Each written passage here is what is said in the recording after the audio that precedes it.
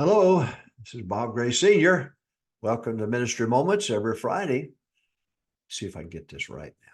4 o'clock Eastern Time and 3 o'clock Central Time. So I'm in Florida. Sean Hannity and I are here in Florida. Anyway, God bless you. Thank you for joining us, Ministry Moments, every Friday.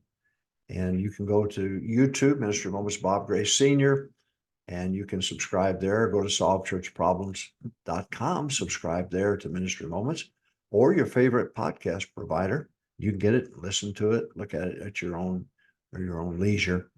And so here we go. Today, the emphasis is on Sunday school. Here's the emphasis today on Sunday school. So I hope that you'll follow.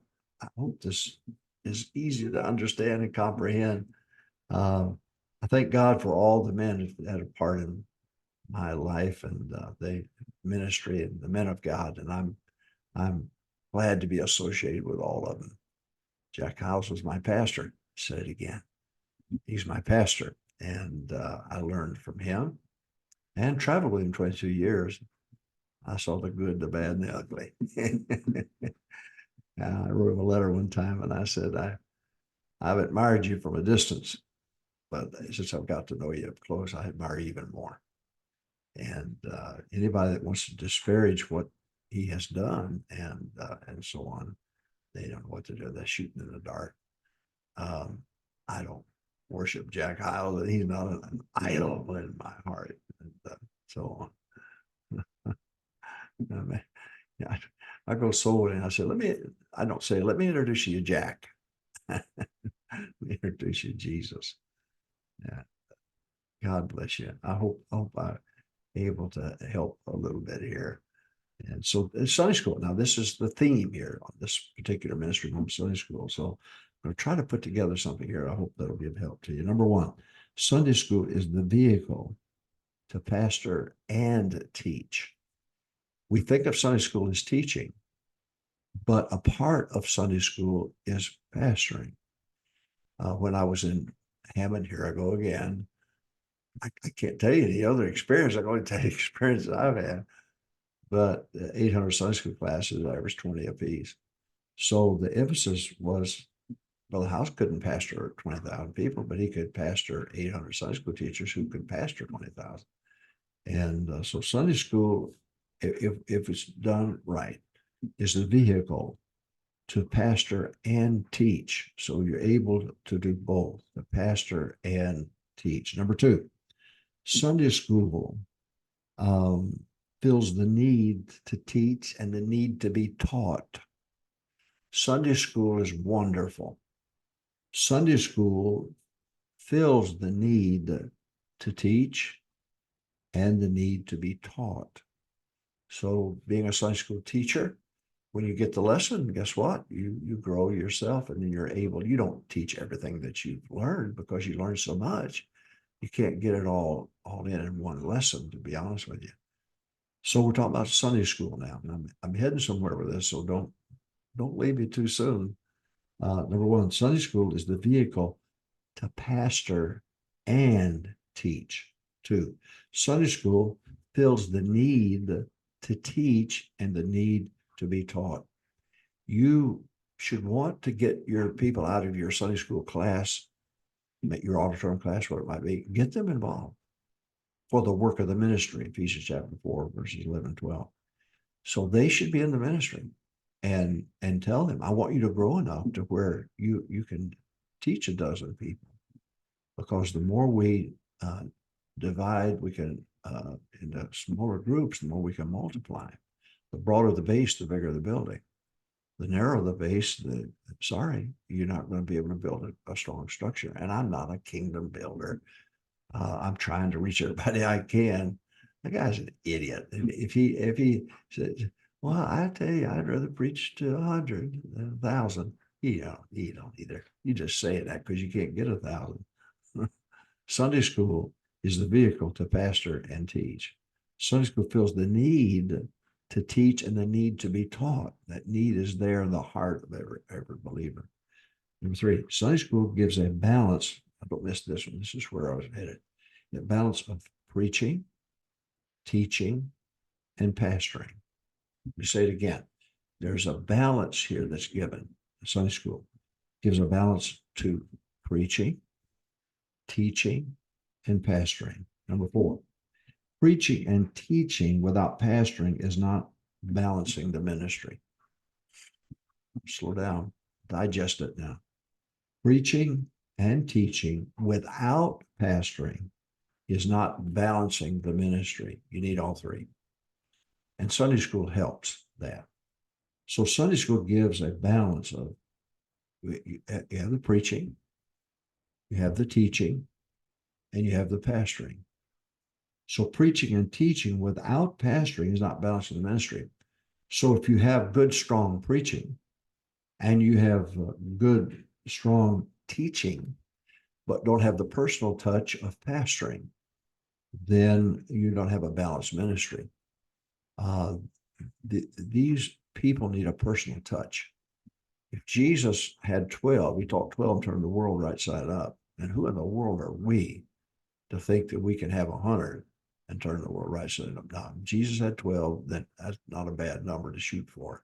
And one of them turned out to be an idiot.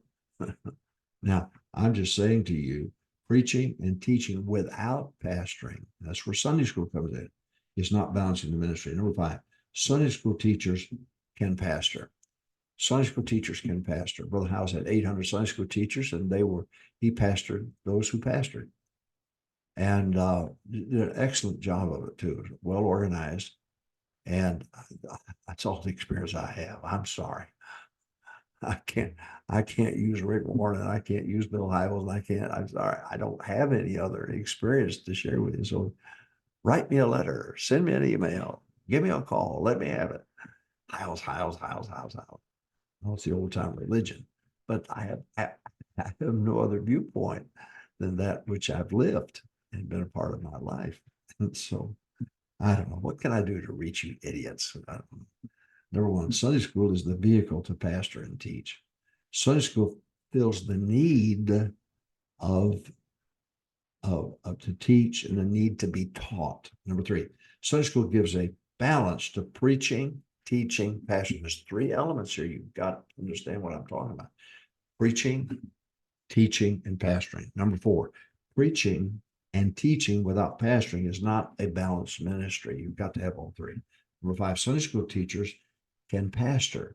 That's where the pastoring comes in Sunday school. Sunday school gives the pastoral touch.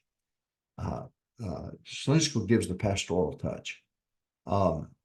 I left my auditorium class and started the Timothy class, and we ran about 30 in there. But from that class, I matured to where I wanted them to be able to teach. So then we started other small adult classes and got some involved in the elementary and junior high and high school. So I'm trying to explain to you that we've got to have this combination of preaching, teaching, and pastoring. And Sunday school is an element there that's being ignored in the pastoring part. A pastor can't. I had 10,000 people on the books, members. There's no way I could pastor them. Yeah, IRS was looking for 5,000 of them. So Sunday school is the vehicle to pastor and teach. Number 2, Sunday school feels the need to teach and the need to be taught. Number 3, Sunday school gives a balance of preaching, teaching, and pastoring. Number 4, preaching and teaching without pastoring is not balancing the ministry. Number 5, Sunday school teachers can pastor. They pastor the people. They got the small numbers. They know their birthdays. They know their anniversaries. If they're absent, they know that they're absent. And, it's not that you don't care, but you're so busy, 2 weeks out of sight, out of mind. And all of a sudden, 3 weeks later, you go, where in the world have the Smiths been? It's not because you don't care. It's because you got too many people you got to keep track of. So we need to use our heads and break that down into small groups so that we can take care of that. So talking about Sunday school now, talking about a balanced ministry, balancing a ministry here. Sunday school is the vehicle to pastor and teach. Sunday school feels the need to teach and the need to be taught. Sunday school gives a balance of preaching, teaching, and pastoring, those three things. Number four, preaching and teaching without pastoring is not balancing the ministry. Number five, Sunday school teachers can pastor and they can help with the pastoring part. It's impossible. If you have 1,000 members for the pastor, it's impossible. You can't do it. There's no way. But if you have a Sunday school structure, then you can do all three. Number six, Sunday school gives the personal touch, the birthdays, the anniversary, and that small class concept helps. Small Sunday school classes give laymen an opportunity to teach. Small Sunday school classes, the smaller they are, you're not looking for some expert or some professional or some pretty boy or some personality. No, give me that dull man that's been married 40 years and working his job for 40 years, and he's been a layman, an usher in the choir. Let him teach. He's got a lot to say, and we're hurting ourselves. God's given us the saints. God's given us the ones who've lived it, and they fought their battles. Let them teach. Give them somebody that's real. These boys and girls can look up to Mrs. So and so or brother so and so. Oh, it's so important. Coach Holland, I guess 40 some years, Sunday school teacher, worked at Eastman, deacon, faithful man, just salt of the earth, just salt of the earth. And that dear man was faithful, but he and others, Brother Shepherd, the chairman of the board for a while, for a long while. A great teacher, and his dear wife, what a great teacher. So many good teachers. At our height, we had over 171 classes, 71 teachers, 171. Number eight, the Sunday school teachers always learn more than the student. They always learn more than the student. So this is where the more that they're scared. I'm trying to show you a way to open the door to get some of these people involved. They're scared. All right. Then why don't we give them the lesson, have a teachers and workers meeting on Wednesday night, teach the lesson, and then give them the lesson for the following Sunday week so that they can work on that one. And then you come back and teach it the next Wednesday and get them prepared. Oh, they'll grow. These dear saints have so much to offer. And we're throwing under the bus. The old school, boy, they were hateful and they hurt people. Oh, Lord, help us. You'll never win a war with the pansy soldiers. No, you won't. You won't win a war with these pansy Marines. We don't have any now, but I'm just saying it's not. And we're in the Lord's army. It's a fight. This is a fight for the souls of men and women, boys and girls, and we need to have a good fight. A good fight. All right, Sunday school. Sunday school is the vehicle to pastor and teach. Number two, Sunday school feels the need to teach and the need to be taught. Number three, Sunday school gives a balance of preaching. This is emphasis the whole thing here.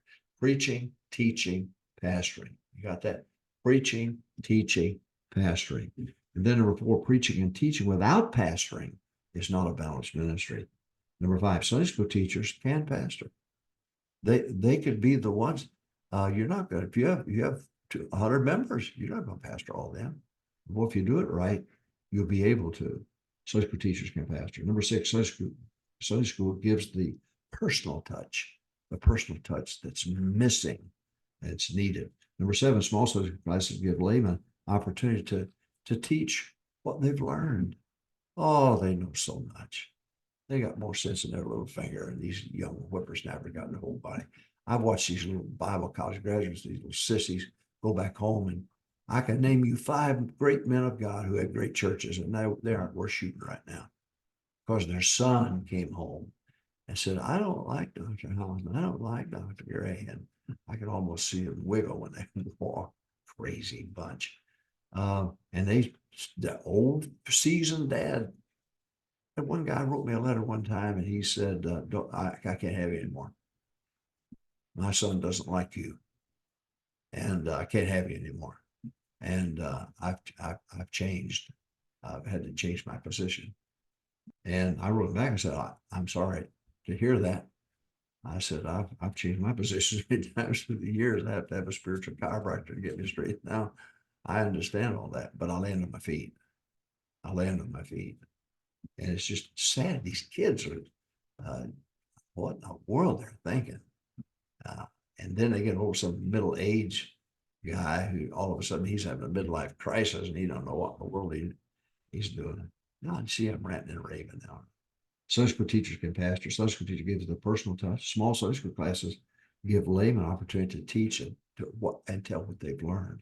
Number 8, the Sunday school teachers always learn more than the students. So they have the lesson and they can grow, tremendous growth, but they're not going to do it just sitting in that auditorium class. And you've got to learn how to preach, teach, and pastor and use the Sunday school to our advantage. God bless you. Guess what, boys and girls? Soul winning tomorrow. Opportunity to win souls. Pick them up and don't expect them to come in. You go by and pick them up. Make an appointment. I'll pick you up at 9 o'clock Sunday morning, 9:30. But make sure you have a definite time to pick them up and bring them. Oh, if they're saved, they'd have been here. Now, wait a minute. You know how stupid that is. Have a baby, bring it home, put it in the crib and say, hey, kids, supper's at 6. If you're hungry, you'll come to the table. These are babes in Christ. You got to change their diapers. You got to burp them. You got to pick them up and carry them around, teach them how to walk. Anyway, God bless you. Let's win souls this weekend. Let's have a great weekend.